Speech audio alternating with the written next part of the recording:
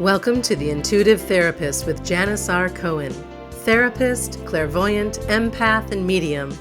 Listen in as she takes a no-nonsense, deep dive into real human struggles and how to resolve them.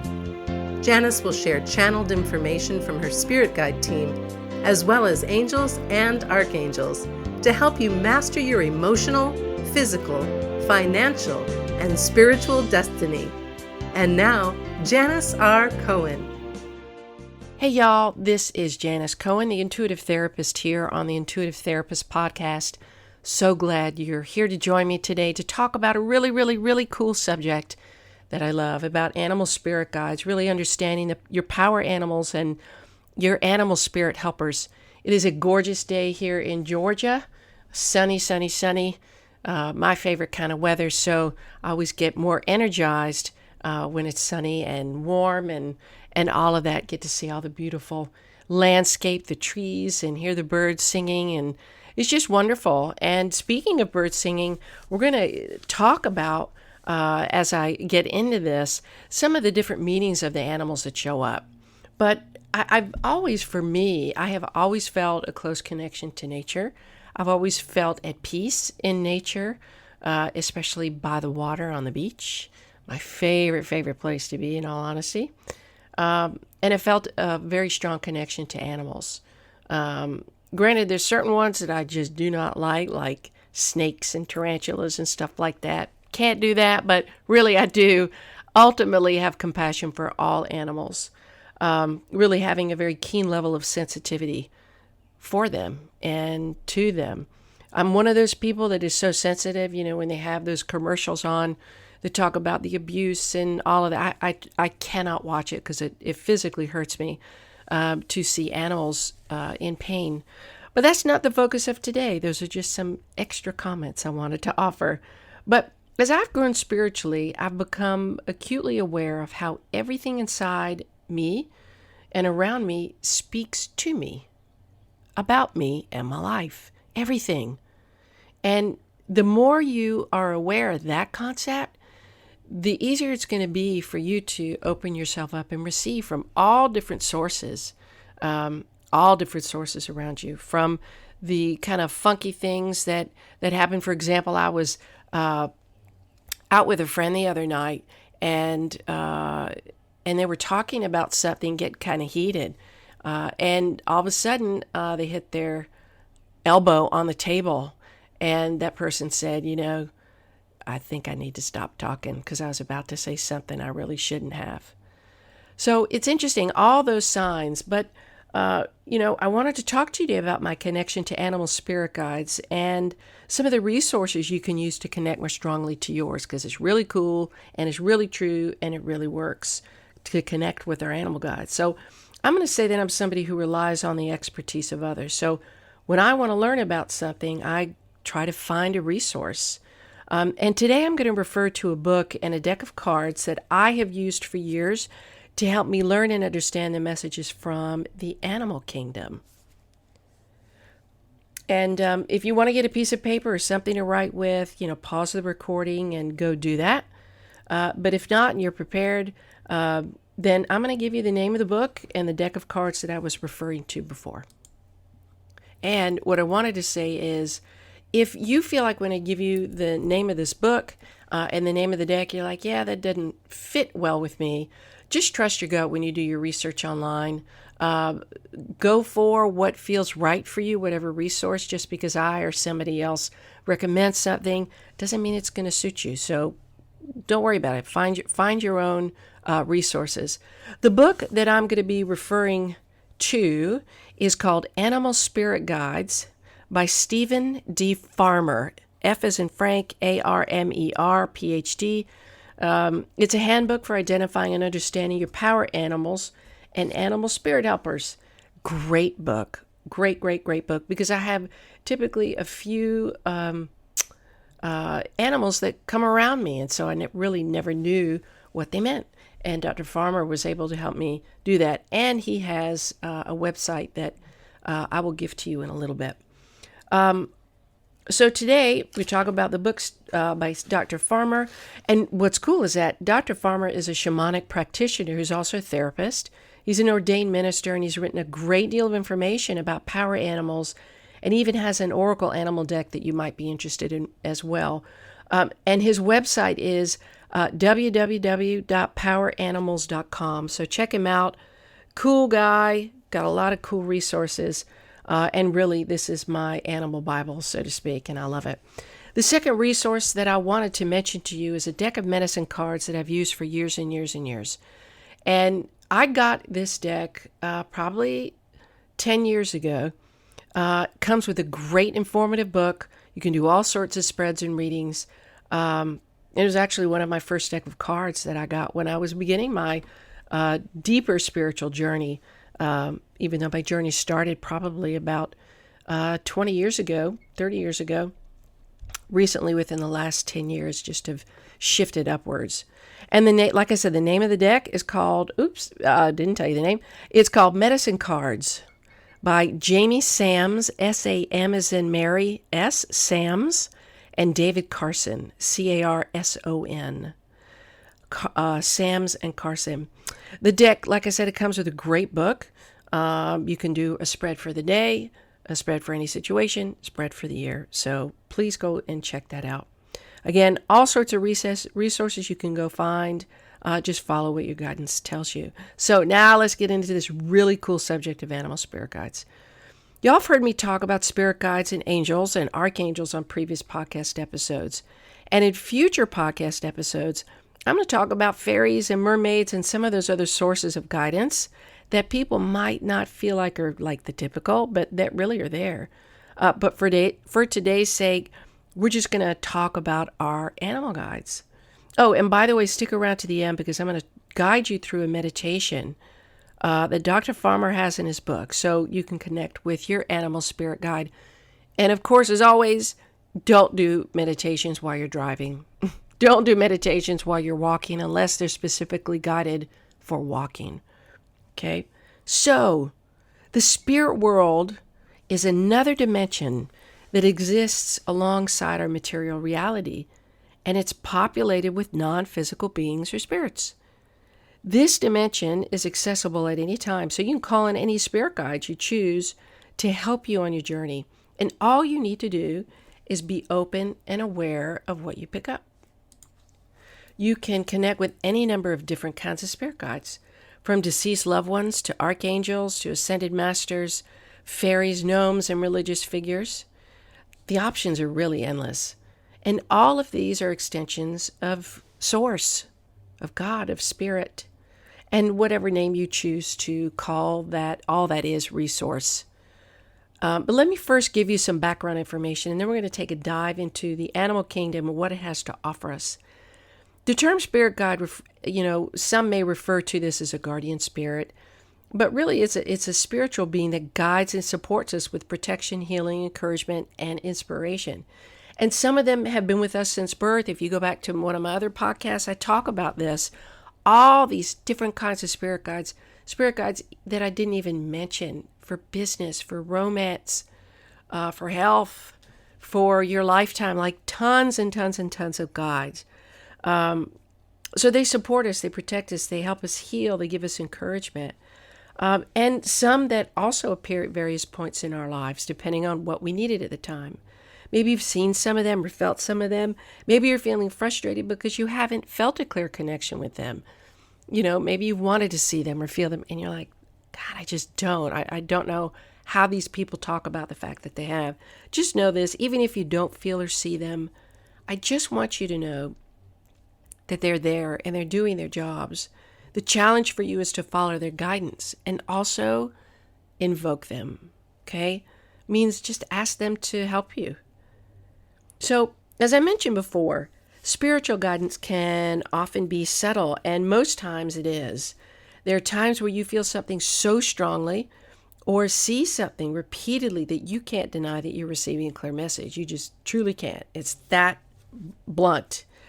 But the more you're open to receiving information from all channels and sources, truly the more likely you are to identify that information and use it for your benefit. So the challenge is when you ask for information, but you don't like the information you get. How many of you have gotten that? I know I have.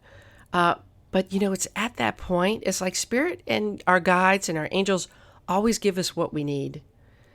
They don't always give us what we want. And that's the thing. If you understand this about life, the shit that makes you unhappy, the hard times, all of that, yeah, we don't want that. We don't want to be in pain. We don't want to hurt. We don't want to feel disappointment. But it's for our growth. And I've always said pain is our teacher.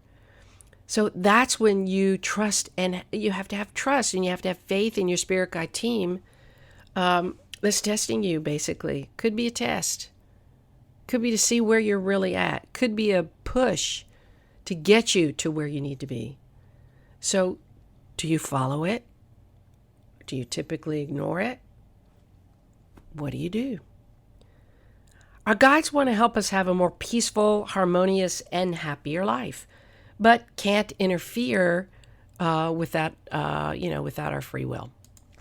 Meaning, let's say, for example, spirit guides and angels can definitely interfere when you're in a safety situation, a harmful situation, but on a regular basis, unless you ask for their help, they're like waiting. They're like, well, we want to go in and help her. We want to give her this idea or whatever, but she's just like closed off or not asking.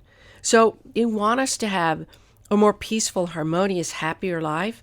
Like I said, they can't interfere with our free will. And if you recall my previous podcast on archangels, all we need to do is extend an invitation to them to help us, and they'll be open to receive the information they give us. You don't have to know the name of the archangel or the spirit guide. All you have to do is say, okay, y'all, I need help. Spirit, whoever you are, help me with this situation. And animals are spirit guides for sure. And I can tell you that when I don't have animals around me, I feel very differently than when I do. Their life energy feeds me. And I pick up on a lot of stuff as it relates to animals or the energies. How many of you feel like, you have an animal and it feels like they're like a person, like you've known them for a long time, or they're drawn to you, or when they're around you, you just feel better, or you can't wait to go home and see your fluffy puppy, or pet your very, very soft, sweet cat that snuggles up. I'm sure if you're an animal lover or you've had animals in the past, you know how sweet that connection is. So animals teach us in life and when they become our guides. People ask me all the time in readings, can you pick up animals who've passed? I'm like, absolutely I can. And I've done that. And they deliver messages. And they're always with you. Your pets, just like the people who've passed that you love, they're always with you. You may not be able to feel them, but they're with you. So too are animals. They teach us, they guide us, they help us heal, and they empower us, right? How many of you have had animals who've not only gotten you through hard times, but also have felt, like I said, like living humans, like humans in animal bodies? Like I said, I hear that all the time. My deceased cat of 19 years, who I call Sweetie, even though he was a boy. He didn't really have a complex about his name. But anyway, he was exactly that for me. He felt to me like a real person. We would communicate. And I always felt comforted by him, and an unusual closeness that I have not felt since with really another pet to that extent. So when we think of animal guides, and when I talk about animal guides today, I'm really referring to both living and deceased guides, okay? Some of these animals are referred to as totem animals or power animals. I'm sure if you're into anything spiritual and connected to animals, you've heard those two terms, a totem animal or a power animal. And terms really, these kind of terms have been used kind of interchangeably, but they actually have a little bit of a subtle difference in meaning, and I want to share that. Totem animals, TOTM, the totem animals are often referred to as one that's kind of like shared by a family or a clan or a group. And this term is often in reference to indigenous cultures, right? So we often hear about the Indian culture. And if you know of any Indian tribes or you have that Indian ancestral history, then you know very well that they very much connect to totem animals, totem poles, all of that. So it's really referred to an indigenous culture. But in modern society, it's really a representational object of a particular animal. It can be a teddy bear, toy figures, or photos or images of specific animals. I know all around my house, I have St. Bernards. And I don't know how I'm connected to St. Bernards. It has to have been in a past life. But I am in love with those big dogs and those really fluffy puppies. So I love, love, love St. Bernards. And power animals have their origins in shamanism. Power animals are special animal spirit guides that shamanic practitioners acquire early on in their initiation into their shamanic practice. So, but I will tell you this, you're probably going, well, I'm not a shaman, so don't I have a power animal? Yeah. You don't have to be a shaman to have a relationship to a particular power animal. So please don't worry. If you feel pulled towards turtles or snakes or lions or sharks, sharks are also one of my favorite animals, even though they kind of scare the shit out of me. They fascinate me like nothing else. So when Shark Week comes on, I can't remember what channel on TV it comes on. Oh, in August, love it, love it, love it. And I love great whites. Those are my favorite. And maybe one day I'll get in the water and see if I can see them. Of course, it'd be within a cage, you know. Anyway, sharks, I love sharks. Or anything else, just trust that. And just know that the personality and characteristics of that animal, that particular power animal that you think about or attract, is typically reflective of your own personality and characteristics. And that's why getting this book is going to be so cool for you, because if you're somebody that sees dragonflies or butterflies or doves or cats like regular things, it could very well be a couple of things. One, it could be a deceased relative that is connected to that animal that wants to make sure you know they're around.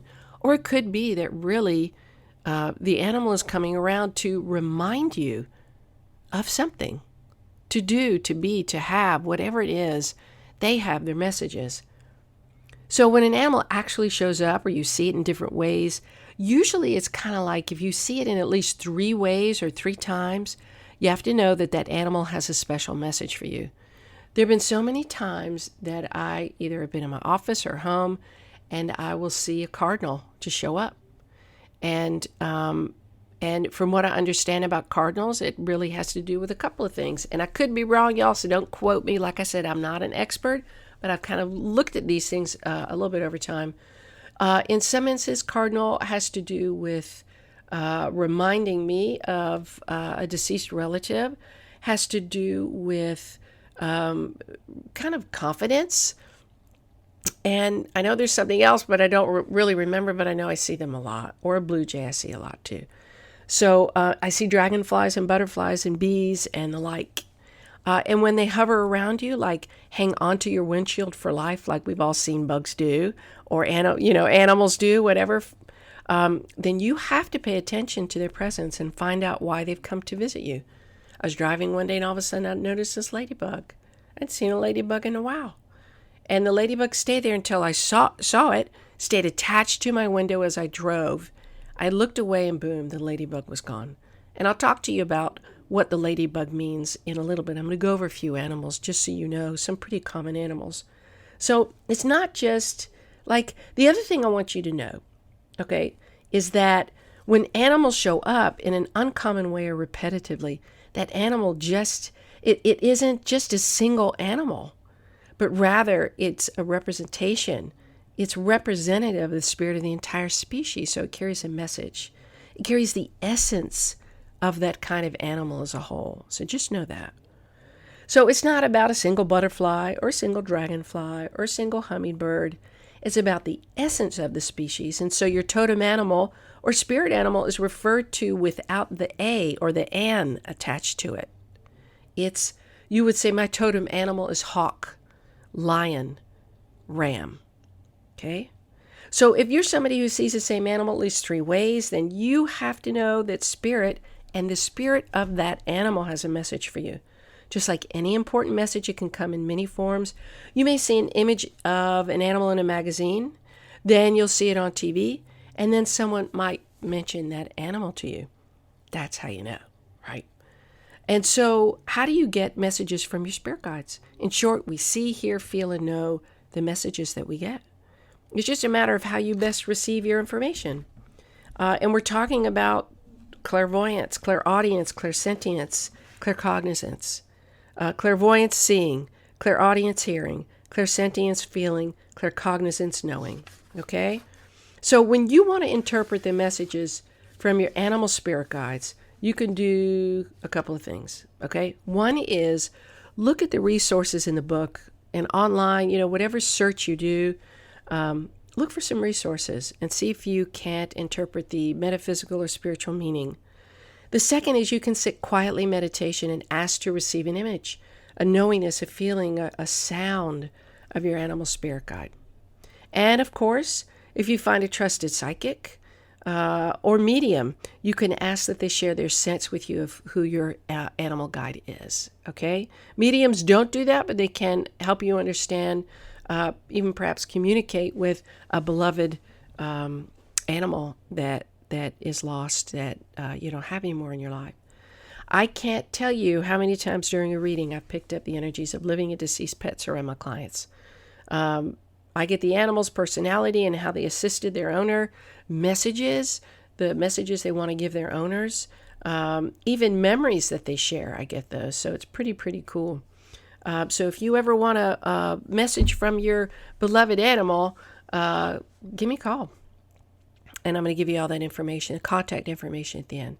But what I want to do now is run through a few of the most common animal spirit guides that I hear people talk about, so you can get an idea of what meaning they might have for you. And again, always get some other additional resources.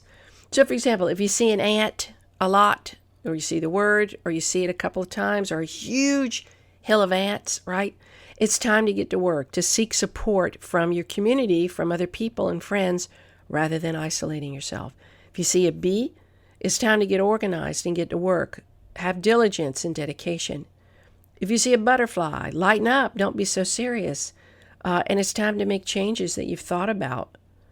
If you see a cardinal, that's the red bird, stop and observe your surroundings. Someone needs your compassion. Dog, keep your faith strong, and no matter what, understand that dogs are about loyalty to others and determination. A dragonfly, look out for falsehoods or deceit. And it's time for the magic to be reawakened so that you will be transformed.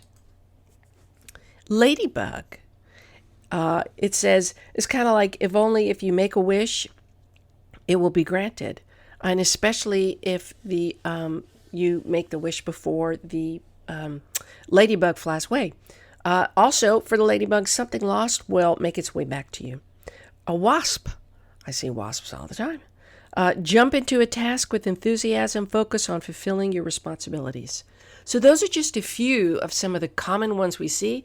Of course, it depends on where you live. It depends on what environment you are. Typically, if you're around water a lot, then we would be talking a lot about water animals, seagulls, flamingos, sharks, minnows, all of that. So you get the idea. Now, what I want to do is guide you through a meditation. I ask that if you're driving and listening to this, that you wait to do this meditation until you're stationary and somewhere where you are not operating heavy machinery.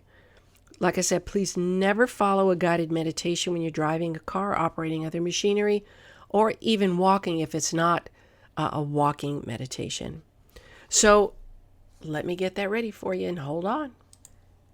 If you want, you can put on some really relaxing music and turn down the lights and find a comfortable seated position. And you can pause this recording right now to go ahead and do that. And as you're laying down or sitting up, whatever comfortable position you're in, take a couple of slow, deep breaths. When you're ready, close your eyes. Take another deep breath, and when you let it out, just relax. Know that you're safe at all times. If you travel with a spirit animal or any other spiritual beings, call on them now to help you know you're safe, loved, protected at all times. Take another breath, nice deep breath, and exhale. Let your awareness track your breathing for the next few minutes, few moments. Just be aware of how you breathe in and out, filling up your belly completely and slowly exhaling. And now notice how relaxed and comfortable you feel now. Letting go of all tension, taking all the time in the world, allowing yourself to completely let go. Breathing nice and deep and even. Now let your consciousness gently and gradually float down into the earth and into the lower world, dropping comfortably down into the earth, knowing all the while that you're completely safe and protected at all times. And as you drop into the earth, notice the sensations in your body. Notice your breathing. Notice how relaxed you feel. Now, as you descend, soon you'll come to a grassy area. Observe how you float down until you land gently on your feet in this meadow, feeling comfortable and safe. As you arrive, look around you and see what you see. Not too far away, a forest. And in the distance, the mountains. On the other side of the forest is the sea. Notice the colors. Notice any sounds you hear. Be aware of any smells. Feel the pleasant warmth of the sun on your skin. Perhaps you can feel a slight breeze. Now you have a choice of staying in this beautiful meadow or wandering about. Go ahead and make your choice. And if it means walking to another area, go ahead and do that. Take your time. If you stay in the meadow, go ahead and be seated in a comfortable place.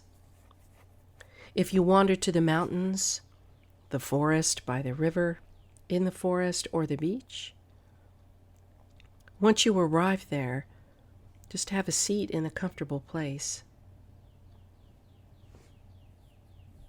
Take a deep breath and relax into the setting you're in, using all of your senses. Now, think of a question, any question you want an answer about. And as you do, you soon notice an animal coming to you. You realize it's an animal spirit guide, and it's exactly the right one for the question that you have in mind. It may or may not be your totem animal or power animal. It may or may not be one that you saw in a dream or a vision. But you feel confident that this is the right one for your purpose. You're completely safe, protected at all times. This animal spirit guide comes up to you, very friendly, and willing to help you out. And you communicate your question telepathically to the spirit animal. After you've done so, observe everything that immediately follows.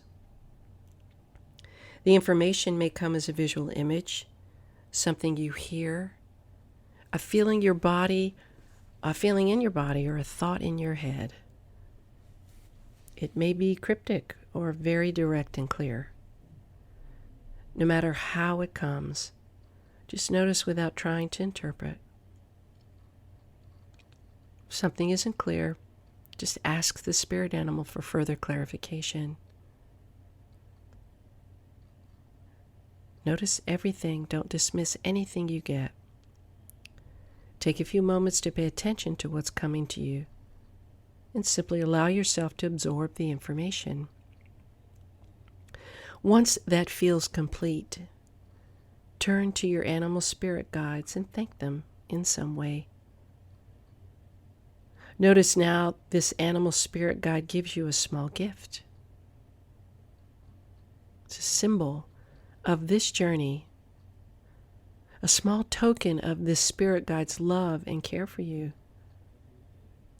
When it's offered and you receive it, just first hold it to your heart.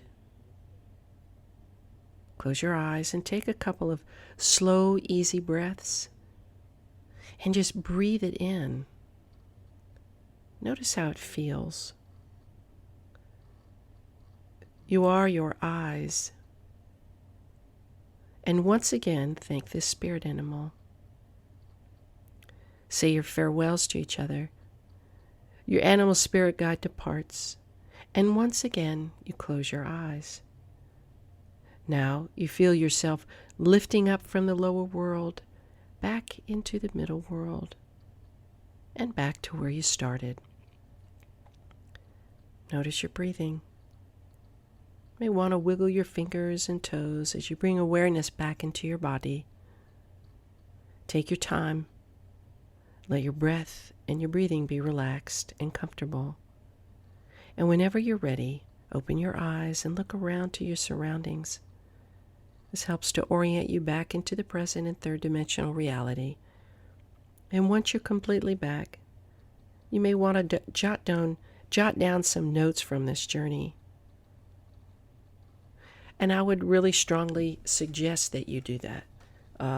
Every time you meditate about it, or whenever you see an animal, especially after this meditation, go ahead and write some notes and see what comes up. I hope that you've enjoyed this unique episode of the Intuitive Therapist. I always try to talk about things that are really cool and that matter and that can help. So I hope y'all have enjoyed it. If you feel like you'd like a reading around your totem animal or anything related to your life, love, health, happiness, professional issues, financial issues, decisions, give me a call, 404-558-3971, or email me, Janis@janisrcohen.com.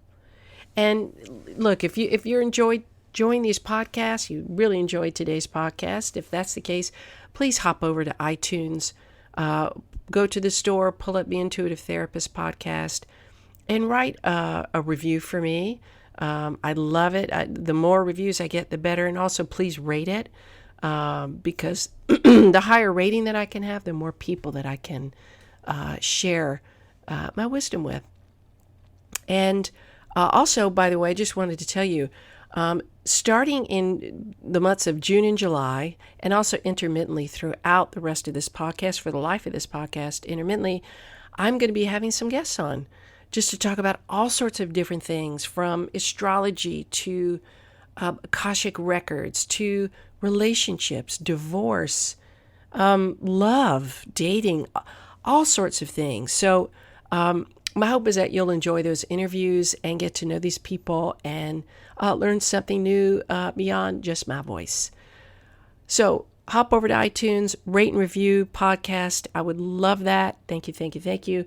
Reach out to me if you want some help with a challenge, either through a reading or through therapy, through working remotely with me. And as always, have a wonderful day, a blessed week, and live intuitively. Thanks for listening to The Intuitive Therapist with Janis R. Cohen. If you like what you heard, the best compliment you can give us is to share this podcast with a friend and subscribe, rate, and review at iTunes.